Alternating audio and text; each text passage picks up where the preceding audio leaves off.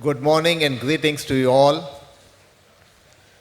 at this session on rebooting the Indian economy.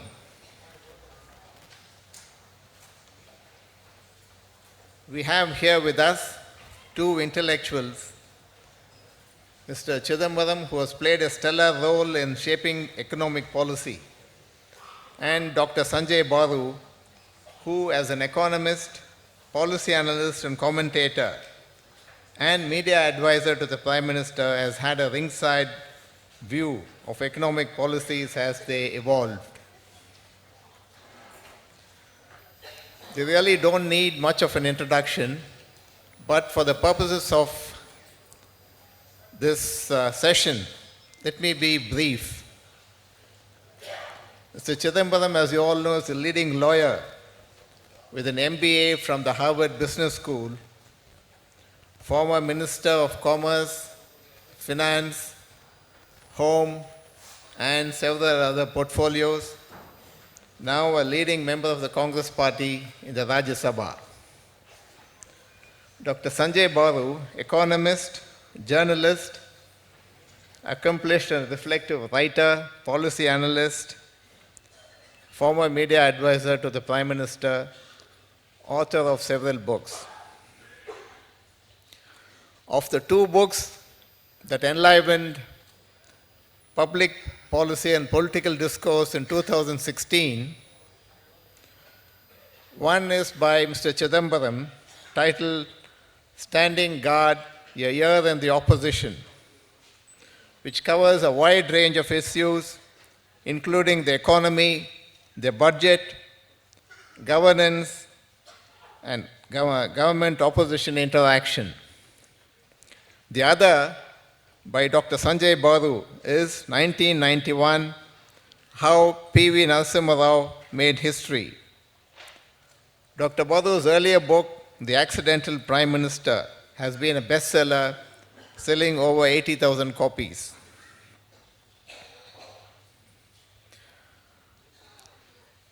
This session would be in three parts. First, focusing on the role of the opposition and the government in policy making. Second, on two of the current issues of demonetization and the GST bill. And thirdly, on where do we go from here? That will be followed up by 10 to 15 minutes of questions. But first, on the role of the opposition and the government in shaping economic policy. If democracy is government by discussion, both the government and the opposition do have a major role to play in shaping policies. Very often, it is said that both the government and the opposition should work in the national interest. Though it begs the question of what the national interest is, who defines it, because all the parties would be claiming to be both supporting and opposing some measure of the national interest. So leaving aside this elusive concept of national issues, two other questions remain. And one is Parliament a debating forum, an effective debating forum? Whether disruption and debate, how much of disruption and how much of debate. In fact, all parties in opposition, in government, blame the opposition and for disrupting, but when they go into the opposition, they blame the other side for disrupting as well. Now, we have had in the recent period, we had a great debate on the GST bill in which Mr. Chidambaram and Mr. Arun Jaitley were the main participants and protagonists. Then the other question that remains in this interaction between the government and the opposition is that parties in power want to take some steps when they are in power, and they oppose the same measures while in opposition. It applies to both the BJP and the Congress as well in the current situation. This question I want to pose to Mr. Chidambaram is how would he look at these two issues? Thank you. The Parliament was a major platform for debate. It could be a major platform for debate, but at present it is not. Which is why I feel completely unemployed when I sit in Parliament.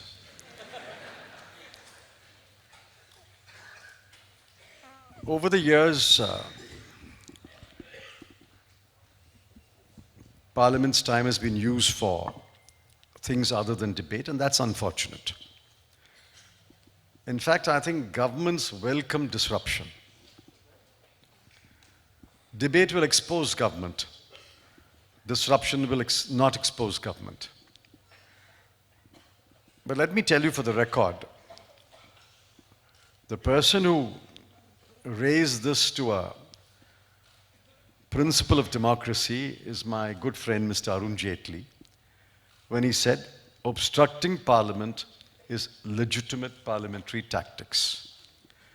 I disagree with that, but I'm afraid my party has chosen to be a faithful follower of that policy a number of times. I would welcome debate, I would ask for debate, I would demand debate, because it's in debate that you can expose the government. Let me give you an example. In the debate on GST, which Ravi referred to, I argued passionately that the standard rate of GST should not exceed 18%. Government refused to make a commitment. But ultimately, public opinion was so strong, the state finance ministers were quite determined, and government had to bow down to that demand, and I believe they will fix the standard rate at round about 16% or so. So it's debate which brought about that victory. Well, I don't think I agree with Ravi there. I can't think of a policy which the Congress articulated when we were in power and which we are opposing today.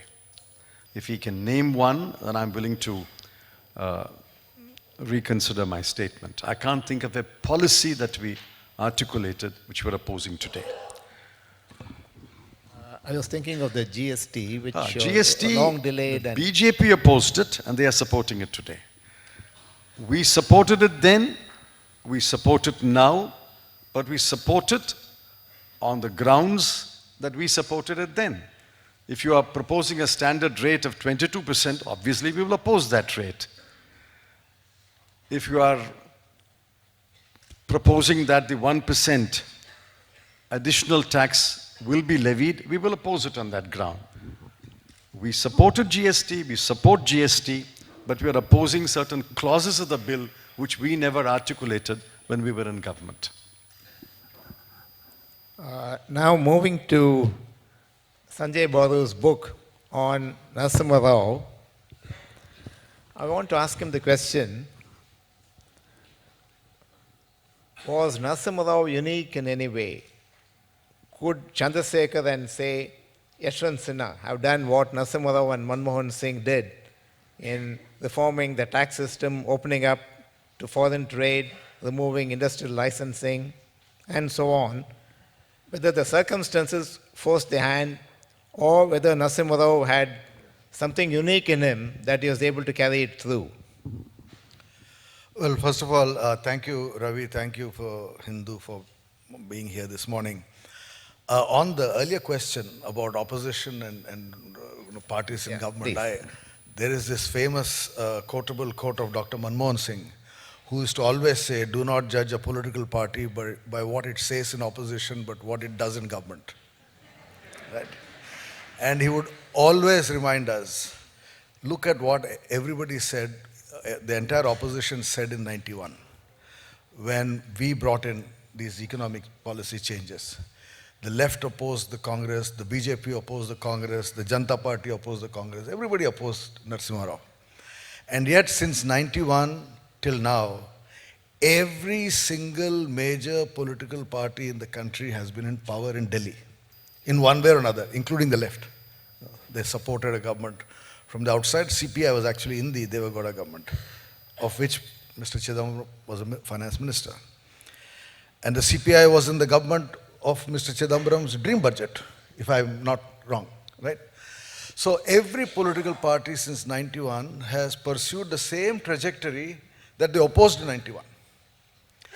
So I thought, I'll emphasize the point that you made, that, Also, if I could get you briefly on that point about disruption versus debate. Well, I mean, I agree with PC that, there's no point disrupting Parliament. You're drawing your salary on a daily basis, and at the end of the day, it's what's the term the trade unions use? No work, no pay, right? Unless you get parliamentarians to do some work, how do you inspire the rest of the country to work? So I don't think disruption serves any purpose. And frankly, we've had some very inspiring debates. I mean, I go back to the debates on the nuclear deal, or go back to the debates on constitutional amendments on the judiciary, etc. They are fascinating debates. So I think people learn a lot by just watching parliamentary debates. The ordinary citizen today, thanks to television, is able to actually learn a lot. But on your question about PV and 91 and Chandrasekhar, you see, the fact is that from whatever we know from people who are in policy making, there was a willingness to think anew among both Chandrasekhar within the Janata Party and in the Congress. So it's not as if Chandrasekhar was a great liberalizer, but when he became Prime Minister and when he was briefed, and my book quotes what the Cabinet Secretary of the day, Naresh Chandra, said to me, how the Prime Minister understood the problem and was willing to undertake major policy initiative. I think the difference between Chandrasekhar and Narasimha Rao, and in fact that is the difference between Narasimha Rao and the rest of his own party, is that there was a recognition that there's a balance of payments problem, there's a fiscal problem, and a willingness to deal with the balance of payments problem and the fiscal problem. Go to the IMF. After all, Chandrasekhar took the initiative to go to the IMF. And Narasimha Rao government went to the IMF too. There was a willingness to reduce the fiscal deficit. The budget that Dr. Manmohan Singh presented on July 24th, 1991 was largely the one drafted by Yashwant Sinha's team a few months before that. But the one fundamental difference was the industrial policy decontrol and the trade liberalization that Mr. Chidambaram led, which happened on July 24th and then on July 4th. June 24th and then July 4th. And I think on both these issues, of industrial delicensing and decontrol and the end of the license permit Raj and trade policy reform, Narasimha Rao as Prime Minister was certainly with the reformers, from whatever we know. There is no evidence to suggest that Chandrasekhar would have walked that line. Though, as I said, Naresh Chandra and Yashwant Sinha have said to me that if Chandrasekhar had continued as Prime Minister, he would certainly have walked that line. That he was a pragmatic man, etc., etc. So, that's a counterfactual. But this second issue is that the entire Congress party, the senior leadership of the Congress party, including Arjun Singh, A.K. Antony, Vailar Ravi, the whole lot of the Congress leaders opposed to Narasimha Rao, actively opposed him. And, he had to resort to all those subterfuges which Jairam has recorded in his book, and I think many others have written about, to make sure that his party finally supported him. I would like to pose to you the question that the hero of Sanjaya's book, Narasimha Rao, has all but been disowned by your party.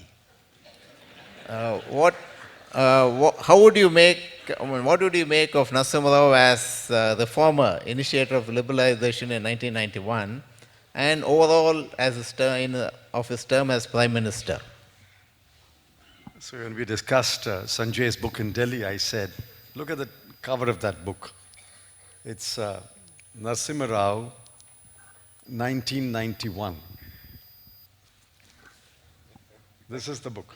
1991. And then How P.V. Narasimha Rao Made History.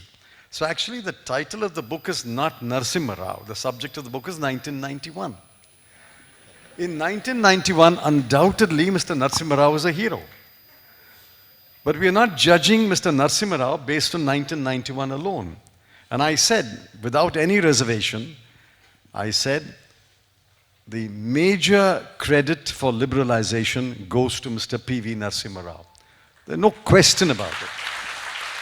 I don't think anyone in my party questions Mr. Narasimha Rao's claim to leadership of the reform.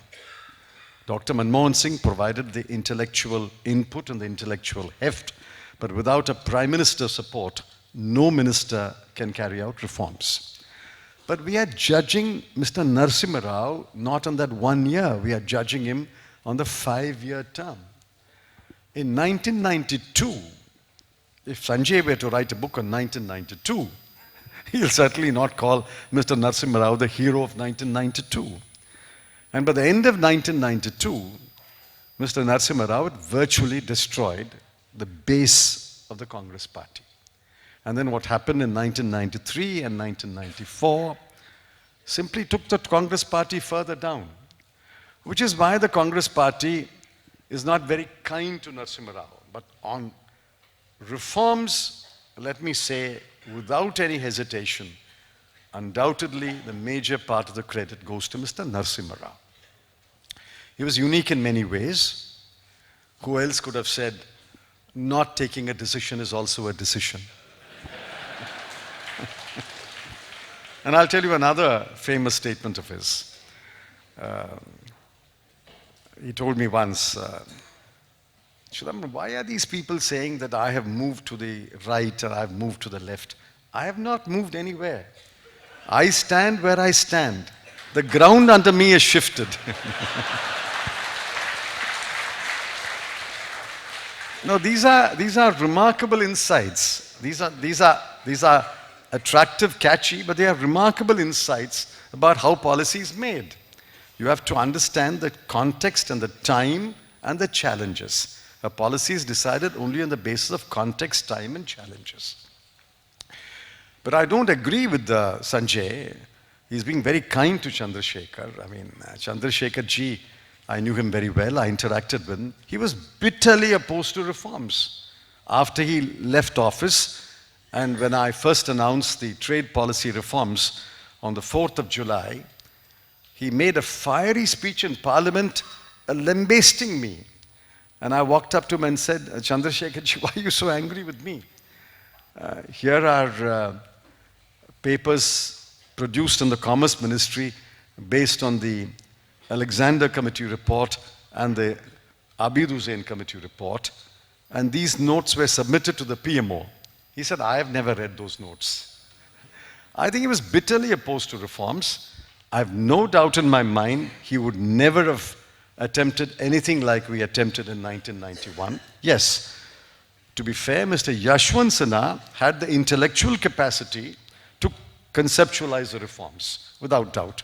But he could have never implemented those reforms under Chandrasekhar ji as Prime Minister. Now, going on to the question of two current issues that occupy people's minds. First, demonetization. Undoubtedly there's been Ravi, pain. Before we move to demonetization, Yes, Sanjay, you want to come in? Respond to Sure. a couple of points that PC has made. One, the decline of the Congress party begins in the 1980s. I have discussed in some detail the data on this. 1991 was a flash in the pan because of Rajiv's assassination. If you see the entire data of the first phase, second phase, third phase of the election, the Congress would almost losing the election in 91. But his assassination helped the party get the seats in the second phase. And in my book, in chapter 2, I have discussed the data in some detail. So I don't think the decline of the Congress party began with Narasimha Rao, which is the official history of the Congress party. The Congress party The Congress party has erased Narasimha Rao from the memory of the party on the plea that he was responsible for Babri Masjid. But the problem of Babri Masjid was started by Arun Nehru and Rajiv Gandhi with Shilanyas in 1989. And Narasimha Rao was very much involved in trying to solve that problem. And you please read Vinay Sitapathi's autobiography of PV, where in great detail he has analyzed what happened in the Congress Working Committee and in the cabinet. There was not a single minister or a single CWC member who stood up and disagreed with the Prime Minister of the day on what he was trying to do as far as Babri Masjid was concerned. So I think it's important to remember that PV was let down by his own party. Secondly, on the minor issue of Chandrasekhar, as I said, that's a counterfactual, we don't know, but I just thought I should make the point. That's a classic example of opposing an opposition what you propose in government. Because he was the one who was sent Rangarajan to IMF in December 1990. He was, as the Prime Minister, took the same decision that Indira Gandhi took in 81 of approaching the IMF, which still was a controversial political decision. And he knew exactly what the IMF would expect India to do. But I agree with PC that once he was in opposition, and finally, when he was in opposition, if you recall, and this again I have recorded in some detail in my book, Chandrasekhar was a bitter man because of the manner in which he was made to go. And if you read R. Venkatraman's autobiography, My Presidential Years, he discusses in great detail how he kept telling Rajiv Gandhi, don't withdraw the support right now, let Chandrasekhar present the budget, let us get the next tranche of the IMF loan. And of course, Venkatraman has this lovely line about Rajiv, which now applies to his son, which is he's like a Hamletian character, to be all the time asking to be or not to be.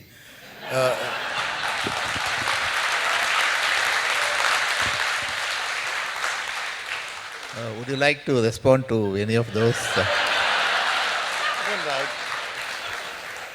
I'd like to, but I think we'll close this part. I'll only say that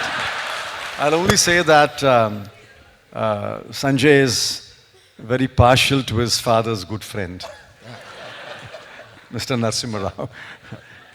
I think Sanjay can't criticize Mr. Narasimha Rao. Going on to demonetization. Yes. Undoubtedly there has been pain, there has been disruption of economic activity. But we don't know still how it's going to play out. What is your take on the overall impact of demonetization on the trajectory of the economy and the political fallout as well? I mean, even after 65 days, if you are not able to gauge how it's playing out, I can only say I'm sorry. It's playing out in a manner that we said it will play out. RBI, Central Statistics Office, have both said the economy will take a hit of 0.5%. This is CSO's conclusion based on data up to the end of October. Demonetization was November 8. For the whole year, things will get worse. There will be a hit of at least 1%. Dr. Manmohan Singh places it at 2%, but let me take a conservative 1%. That's a straight hit on the GDP of 1,50,000 crore rupees. Straight hit. Now, did you have to take a hit of 1,50,000 crore rupees for what? Now, RBI's figures have been analyzed today, and RBI's figures show that a little over 15 lakh crore of the demonetized currency has already come back. And if you take into account the currency in Nepal, the currency with money changers, the currency with other neighboring countries, I won't be surprised if the last rupee note, 500 and 1,000, comes back to the system. Now, what did you do? There is this Hindi proverb, there is a Tamil proverb, மலையை கிள்ளி எலியை பிடிப்பது. Koda pahad nikli chuhiya. Why did you do this? I think it's an ill-conceived move, severely damaged the economy. But more than that, look at it at the human level. Forget the economy, 1%.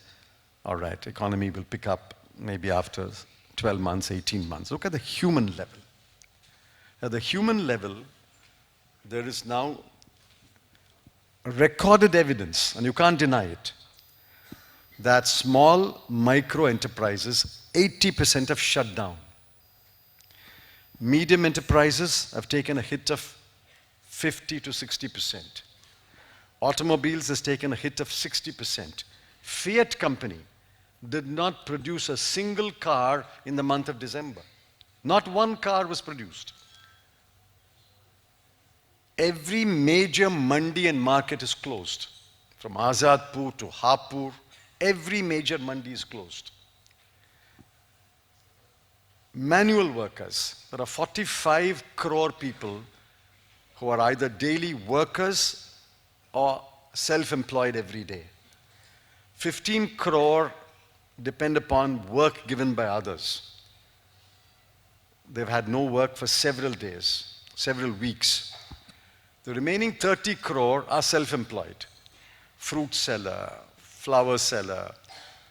Outside the Hanuma temple, you have got somebody selling flowers, somebody selling coconuts, somebody selling pav bhaji in the streets of Mumbai. All of them have been hit.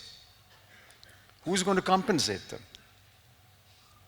BMS, Bharatiya Mazdoor Sangh, which supported demonetization, has come out with a long statement pointing out cash shortages, market shutdown, industrial shutdown, job losses, retrenchment, and has asked for compensation. I asked for compensation in my speech. Who will compensate these people? I think this is a disastrous move. It serves no purpose. And when we go along, I'll explain to you, none of the three objectives will be met. It will not put an end to corruption. It will not put an end to black money. It will not put an end to fake currency. The objectives were right, but demonetization is not the answer to any of the three objectives. And in the course of our discussion, I'll explain why none of the objectives will be met.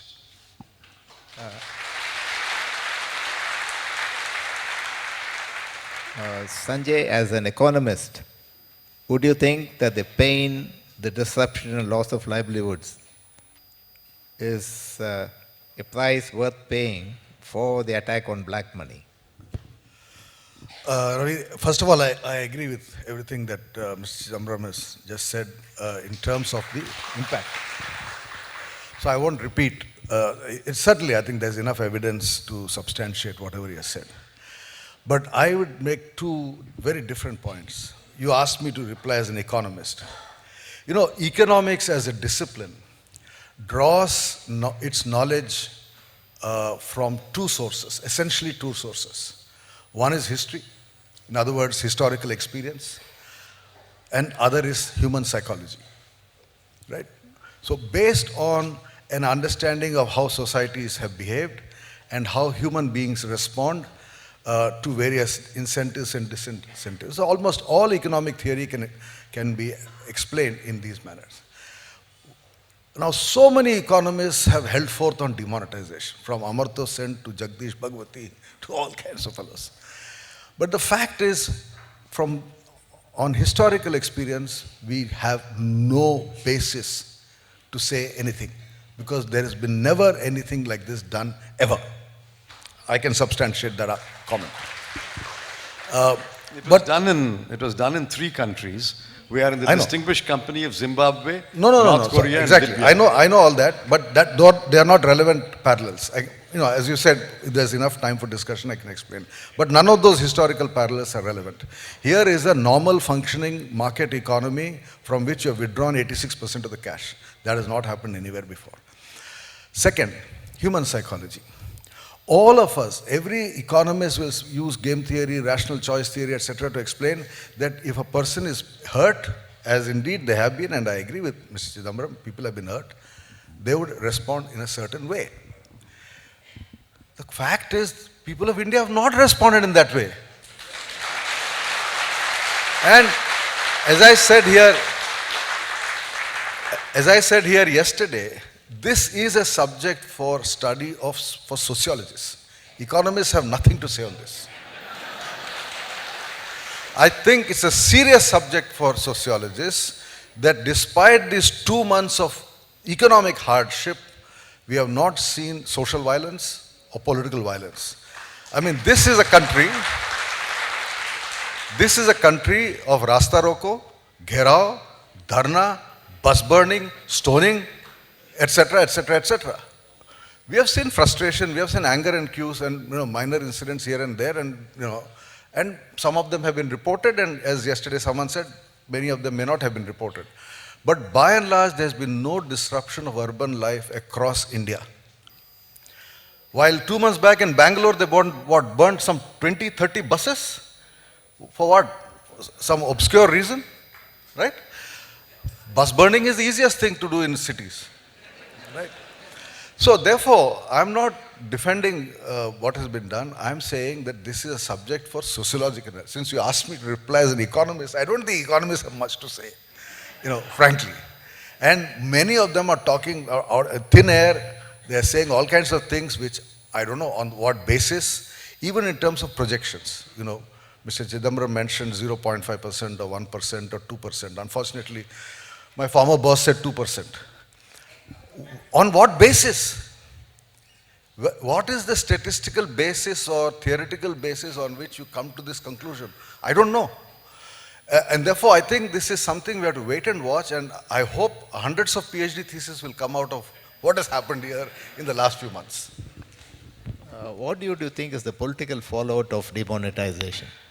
Difficult to say. I agree with Sanjay that there has been no overt public anger. But people are, I think, concerned about what has happened to their lives, their businesses, jobs, and the disruption to the economy, which will mean that the creation of jobs will be affected over the next 12 to 18 months, and lost jobs may not be regained over the next 12 to 18 months. People are aware of that. But it has not expressed itself as in a violent manner. I hope Sanjay is not advocating that we express our anger in a violent manner. We'll have to wait and see how people, even in the emergency, there was no overt violence. Here and there were a few incidents. But when it came to voting, the first major election after emergency was lifted, people voted with both hands and throughout the government that imposed emergency. I'm not saying that that is bound to happen, but I'm keeping my fingers crossed. I think there is a great deal of resentment among the people. Whether it will amount to a denunciation of the government of the day when the time to vote comes, I cannot say. But I'll tell you, even if these elections pass, let us assume that no clear picture emerges. Over a period of time, the arguments that we are placing will find resonance. Let me try one out on this audience. It's supposed to end corruption, end black money. Now, many of you are students of class 12, class 11. Practically all of you are parents. In April, May, colleges will open. Medical colleges, engineering colleges. If what happened on November 8 has put an end to black money, that's the claim of the Prime Minister.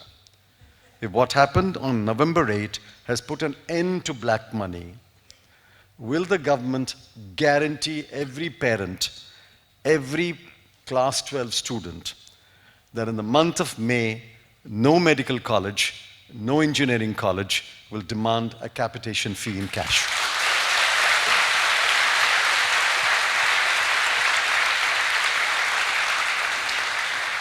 Why is the Prime Minister, Finance Minister unable to take up this challenge?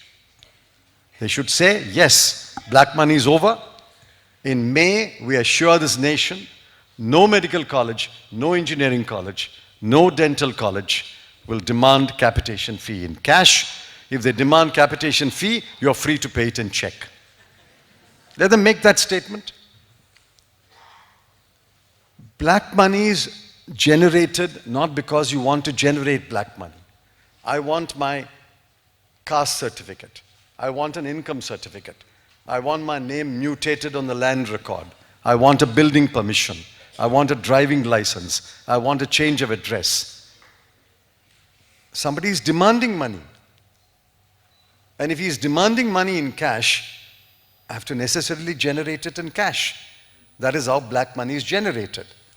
There's another way, which I won't explain now, how black becomes white becomes black, because today, simultaneously, you have a untaxed income and taxed income. We won't go into that. Let me take the other one, corruption. They said we have put an end to corruption. Have you put an end to corruption? The first case of corruption occurred in Kandla Port Trust in Gujarat. 124 notes, 2,000 rupee notes were seized from 2 engineers. I saw my first 2,000 rupee note 3 weeks after demonetization. How did he get 124 2,000 rupee notes? Yesterday, 16 lakhs 2,000 rupee notes were seized. I can give you date-wise, amount-wise, place-wise, how much was seized. Meerut, Agra, Coimbatore, Kannur, Chennai. Every place, 2,000 rupee notes were seized. Just calculate. You know what? I mean, you have to really get into the numbers. 50 notes of 2,000 rupee, 100 notes of 2,000 rupee make 2 lakhs. One bundle is 2 lakhs. If somebody has, as they found in Bangalore, 5 crore worth of 2,000 rupee notes, how did he get those bundles? Is that not corruption? Is that not black money? So to say that demonetization killed black money, killed corruption, is a yarn they are spinning, which is perhaps why the Prime Minister has replaced Mahatma Gandhi in the picture spinning yarns.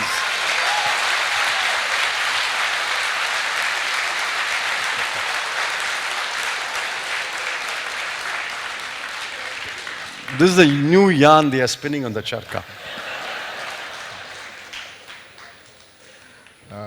I think we are running behind the clock, so I'd rather skip GST and go on to questions from the floor. So there are mics to go around. Hello, sir. This is Suja. Thank you for the session. It was amazing.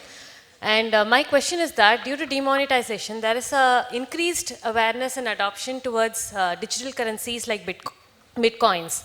And there are banks like ICICI and S banks which are testing blockchain technologies, which is underlying the bitcoins and other digital currencies. So my question is, do you see that in the near future, these adaptation towards digital currencies would change the economy of India? They won't. I am in favor of using digital currency. Okay. But you can't force people to switch from cash to cashless. There are serious questions of privacy. Very serious questions of privacy. It's my right to use cash. It's my right to use a digital mode. Okay. Germany, 80% of transactions are in cash. Austria, 80% is in cash. Australia, 65%. France, 55%. Canada, 52%. US, 46%. Okay. There are issues of privacy. We don't have the time to go into it. Okay. But let me tell you something else. For large transactions, large commercial transactions, real estate transactions, payment of certain taxes, remittances abroad. Yes, if you say, already there are provisions in the Income Tax Act, if you want to expand that list and say, use digital currency, I'm all for it. But to say that if a young adult wants to buy lingerie, if an elderly citizen wants to buy an adult diaper, if a young couple wants to have a private holiday, they must leave a record of what they do, what they buy, is a serious invasion of privacy. And I would oppose it. Last point. Who makes money on digital currency? See, we have 17 lakh crore of cash of all denominations. I asked Sanjay, how much will be used every day? Let's assume 1 lakh crore is used every day. 1 lakh crore is transacted between people. Let's assume each note is transacted only once. That's not correct. Each note is transacted several times. Each note is transacted once. If 1 lakh crore exchanges hands, the buyer and the seller are happy. No third party makes money. If a 100 rupee note I give to Ravi, then I have 100, I give it to him, he's satisfied, I'm satisfied, nobody else makes money. In a digital transaction, if I make the 100 in a digital mode, 1.5 rupees is made by somebody. If the 100 rupee note changes 10 times a day, it still remains 100, nobody makes money. To digitally, if you do 10 transactions of the same 100, somebody has made 15 rupees. Let's assume 1 lakh crore is digitally transacted every day. Once, you make 1,000 rupees. If it's transacted 10 times, you make 10,000 rupees. If 1 lakh crore is transacted every day, 10,000 crore rupees is made every day. I think you must understand the cost of a digital mode. Yes, there are savings, because cash also has a cost to the bank. But there's nowhere near the cost that will be imposed upon the buyer or the seller. I'm all in favor of digital, but keep it only for large volume transactions, commercial transactions. Don't force people to go digital. Thank you.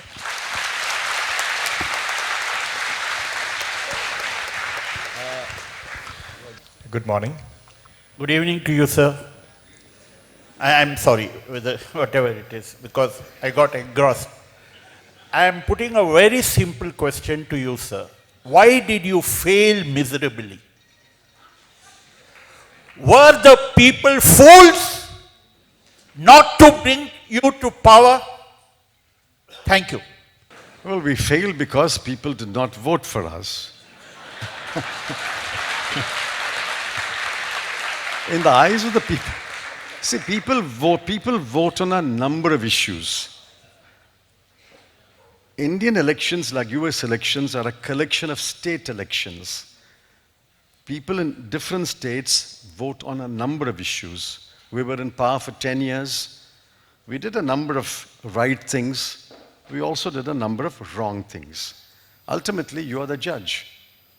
You put it in balance and say, all right, you've done some right things, you've done some wrong things, but we think you should take a break and we should give a chance to someone else. Now, I accept it. I don't treat it as a mark of failure or...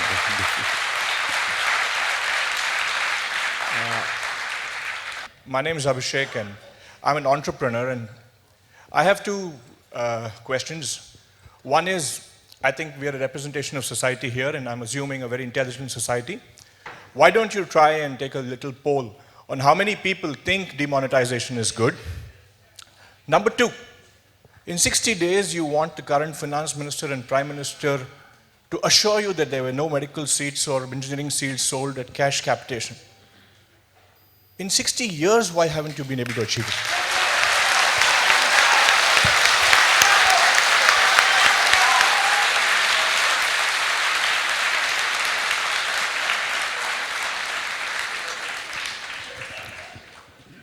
Capitation became an evil in the early 1990s. When I went to school and I went to college, there was no capitation. So of the 60 years that you like to talk about all the time,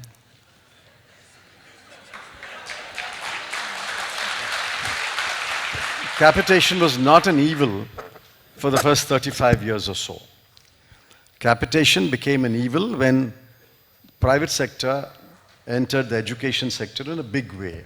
And that was perhaps necessary because the demand was so high and government alone could not have met the demands of the students and the parents. Now, since capitation has become an evil, we've had, since the 90s, we have the government of Rajiv Gandhi, we have the government of Narasimha Rao, we have the government of Deva Gowda, we have the government of Gujarat, and lest you forget, we had the government of Mr. Vajpayee for 6 years. And then we've had Mr. Manmohan Singh's government for 10 years. So these are catchy lines that you can throw at a political party or a political person, but we are so used to it, we don't lose our equanimity just because you throw this line. The fact is, today, several things were tried. The Unni Krishnan judgment by Justice Jeevan Reddy tried to put an end to capitation. Supreme Court tried, it failed. Government tried, we made a law in Parliament, it failed. State governments have made laws, they failed. We have switched over to 50% seats on government's list and 50% for the private sector. We succeeded 50%. Now we've got a new judgment of the Supreme Court which says even the other 50 must come out of NEET examination. So many things are being tried. I'm not saying we've succeeded completely, but I hope that we will succeed. But the question is, the Prime Minister claims that he has put an end to black money and corruption. So let him put an end to capitation in April and May. That's all I'm saying. He's in power. I'm not in office today. I didn't make the claim. He's in power. He's in office. I want him to tell every parent. I want him to tell you, your brother, your sister, your niece, that in April and May, there will be no capitation in this country. Let him say that. Sanjay wants to have a last word on that. No, not last word. No, not the last word. No, actually, technically, it's going to be the last I word. know, because I'll give you the last word, Ravi. I'm not going to have the last word. But I really think, it's true, as Mr. Chidambaram has said, that demonetization is not going to end corruption. But I would like to end on an optimistic note, which is to suggest that actually the issue of corruption and black money has been brought into the mainstream of political discourse. Because this entire issue, which has been eating at the vitals of this country, was put on the political stage by Arvind Kejriwal in the India Against Corruption campaign. Unfortunately, once he became a chief minister, Kejriwal, I think, lost it. And certainly with the decline in his image and his popularity and his becoming like any other politician, the campaign against corruption was losing momentum.